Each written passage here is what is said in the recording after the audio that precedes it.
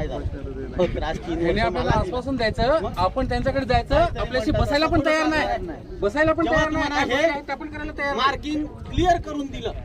मी होतो, सर्व गावकरी आज पण असतील, जाऊ दे आपल्याला मिळते ना, आपला काय विषय आहे.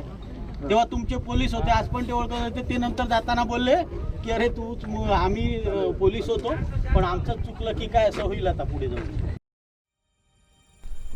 पालघर तालुक्यातील शिगाव येथील बुलेट ट्रेन प्रकल्पामुळे बाधित झालेल्या नागरिकांनी पूर्ण मोबदला न मिळाल्यानं आक्रमक पवित्रा घेतलाय.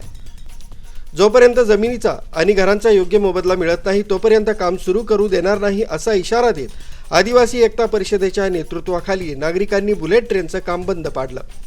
यावेळी संतप्त नागरिकांनी महसूल विभागाच्या अधिकाऱ्यांना धारेवर धरलं. परिस्थिती हाताबाहेर जाऊ नये यासाठी घटनास्थळी मोठा पोलीस बंदोबस्त तैनात करण्यात आला होता. शिगाव येथील सुमारे 16 नागरिकांची घरं आणि मालमत्ता या प्रकल्पामुळे बाधित झाल्या आहेत. या संदर्भात पालघरचे उपविभागीय अधिकारी आणि भूसंपादन अधिकारी यांच्या उपस्थितीत महत्त्वाची बैठक होणार असून त्यात सकारात्मक निर्णय होण्याची शक्यता आहे. पोलीस अधीक्षक यतीश देशमुख यांच्या मार्गदर्शनाखाली पोलीस बंदोबस्त तैनात करण्यात आला आहे. आरबी न्यूजसाठी पांडुरंग भांगरे, मोखाडा.